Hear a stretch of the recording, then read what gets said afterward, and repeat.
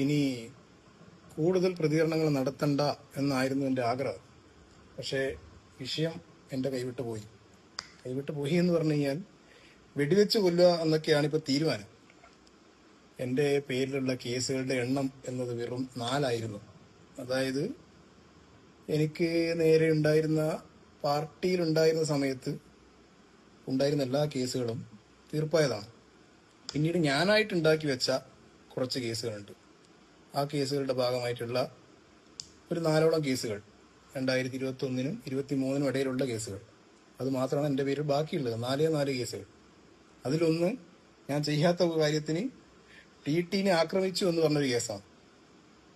അതായത് ഞാനും എൻ്റെ സുഹൃത്തും ആക്രമിക്കപ്പെട്ടിട്ട് ആ ടി ഒരു വനിതാ ടിയെ കൊണ്ട് അവരെ ഞാൻ ആക്രമിച്ചു എന്നും പറഞ്ഞിട്ട് ഒരു കേസ് കൊടുക്കുകയുണ്ടായിട്ടുണ്ടായി. അതിന് ഞാൻ 10 ദിവസം വിയ്യൂർ ജയിലിൽ കിടന്നിട്ടുണ്ടായിരുന്നു. ഇതെല്ലാം ഏറ്റുവാങ്ങിയ ആളാണ് ഞാൻ.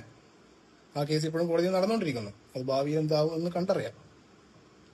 അപ്പോൾ അത്തരത്തിൽ 4 കേസുള്ളൊരു വ്യക്തിയാണ് ഞാൻ.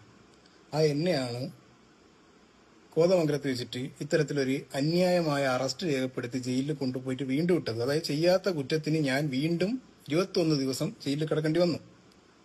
അതിന്റെ വികാര പ്രകടനമാണ് ഞാൻ നടത്തിയത്. എന്റെ ആവശ്യം ന്യായമാണ്. ആ കേസ്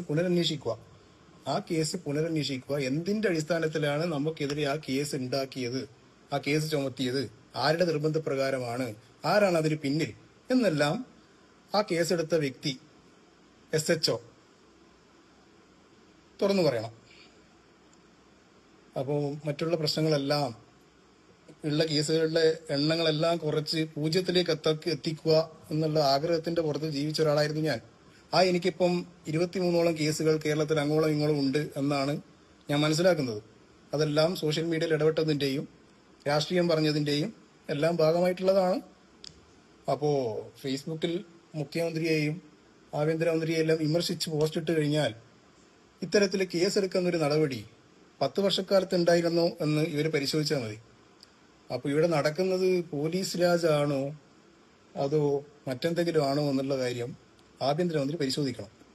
മുഖ്യമന്ത്രി പരിശോധിക്കേണ്ട കാര്യമില്ല, കാരണം മൂപ്പർക്ക് പറ്റൂല. ആഭ്യന്തരമന്ത്രി മുഖ്യമന്ത്രി ആവണമെന്നായിരുന്നു എൻ്റെ ആഗ്രഹം. ചെന്നിത്തലയാണ് അതാവാൻ വേണ്ടി ഏറ്റവും യോഗ്യൻ എന്ന് ഇപ്പോഴും ഞാൻ വിശ്വസിക്കുന്നു.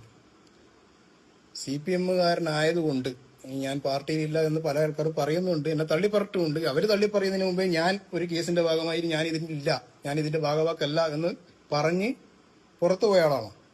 ഞാൻ ഇപ്പോഴും ഇതിനു വേണ്ടി പേനയുന്തുന്നത്, ഇതിനു വേണ്ടി എഴുതുന്നത് ഇതിനോടുള്ള ആത്മാർത്ഥത കൊണ്ടും ഇത് എന്റെ സ്വഭാവ രീതിയായി മാറിയത് കൊണ്ടും ഇതെന്റെ രക്തത്തിൽ അരിഞ്ഞത് കൊണ്ടുമാണ്. അപ്പൊ അതിനെല്ലാമുള്ള പാരിതോഷികം, അതിനെല്ലാമുള്ള സ്നേഹം എനിക്കിന്നൊരു നേതാവ് തന്നു. കാരണം ഞാൻ ഒരു തരത്തിലും അടുപ്പിക്കാൻ വേണ്ടി പറ്റാത്ത, അയിത്തം കൽപ്പിച്ച് അകറ്റി നിർത്തേണ്ട ഒരാളാണ് എന്നുള്ള രീതിയിലുള്ള പ്രകടനമാണ് ഇന്ന് എനിക്ക് നേരിടേണ്ടി വന്നത്. അതിലൊന്നും എനിക്ക് സങ്കടമില്ല. അതൊക്കെ അങ്ങനെ തന്നെ ആയിരിക്കും എന്നുള്ള പൂർണ്ണ ബോധ്യവും എനിക്കുണ്ടായിരുന്നു. ഇപ്പോഴുള്ള പ്രശ്നം ഈ ഒരു വിഷയമായിട്ട് ബന്ധപ്പെട്ട്, ഈ വിഷയം തുടങ്ങിയത് കോതമംഗലം SHO ആണ്. എൻ്റെ ജീവിതമാണ് തകർന്നത്. എൻ്റെ പ്രതീക്ഷകളും എൻ്റെ ഭാവി കാര്യങ്ങളും എല്ലാമാണ് തകർന്നത്. എൻ്റെ മാത്രമല്ല, എൻ്റെ കൂടെ ഉണ്ടായിരുന്ന എൻ്റെ സുഹൃത്തുക്കൾ 6 പേരുടെ ആ ഒരൊറ്റ കേസാണ് ഇത്തരത്തിൽ കേരളത്തിലെ പോലീസ് സേന മൊത്തത്തിൽ റോഡ് മൊത്തം ചെക്കിങ് വെച്ച് എല്ലാ വണ്ടിയും പരിശോധിക്കുന്ന അവസ്ഥയിലേക്ക് എത്തി ഇത്തരത്തിൽ ഒരവസ്ഥ ഉണ്ടാക്കി വെച്ചിട്ടുള്ളത്. CI പ്രശാന്തൻ ആ ജോലിയിൽ തുടരാൻ അർഹനല്ല എന്ന് ഇപ്പോഴും ഞാൻ പറയുന്നു, എപ്പോഴും ഞാൻ പറയും. ഒരാൾ അധികാര ദുർവിനിയോഗം നടത്തി നിരപരാധികളെ കള്ളക്കേസ് ചുമത്തി കോടതിയിൽ ഹാജരാക്കുമ്പോൾ അയാൾ കോടതിയെ തെറ്റിദ്ധരിപ്പിക്കുന്ന ആളാണ്. അയാൾ എന്തിന്റെ പുറത്താണ്, ആരുടെ കയ്യിൽ നിന്ന് കൈക്കൂലി വാങ്ങിയിട്ടാണ് ഈ പണി ചെയ്തത് എന്ന് അന്വേഷിക്കാൻ പോലീസ് സേന, ബഹുമാനപ്പെട്ട പോലീസ് സേന തയ്യാറാവണം. ഞാൻ കേരള പോലീസിനെതിരല്ല. കേരള പോലീസിനെ ഞാൻ വില കുറച്ച് കാണുന്നുമില്ല. കേരള പോലീസിനോട് എനിക്ക് ഒരു വിരോധവുമില്ല. എനിക്കുണ്ടായിരുന്ന പകയും പ്രതികാരവും വിരോധവും എല്ലാം കോതമംഗലം SHO പ്രശാന്തനോട് മാത്രമാണ്.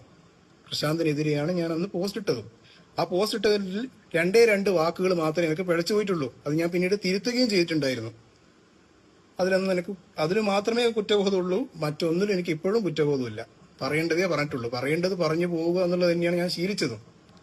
അത് പറഞ്ഞതിന്റെ ഭാഗമായിട്ട് നേരിടേണ്ടി വരുന്ന എല്ലാ കോൺസിക്വൻസും നേരിടുക എന്നുള്ളതാണ് എൻ്റെ ഒരു രീതി.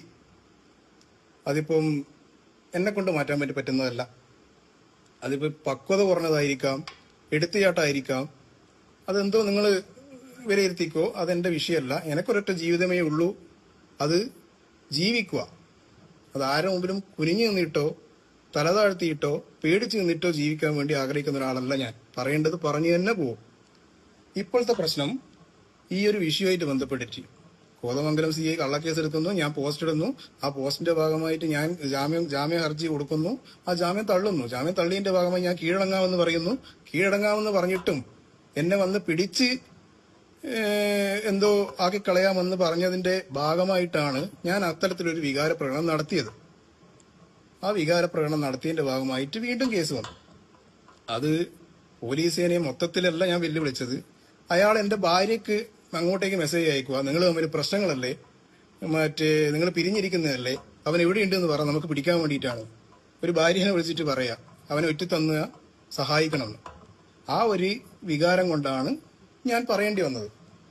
അപ്പോ ഇപ്പോൾ നിലവിൽ കേരള പോലീസ് മൊത്തം ഒരാളിലേക്ക് കേന്ദ്രീകരിക്കപ്പെട്ടിട്ടുള്ളത്. അങ്ങനെ കേന്ദ്രീകരിക്കപ്പെടേണ്ട ഒരാളാണോ ഞാൻ എന്ന് കേരള പോലീസ് പരിശോധിക്കുക.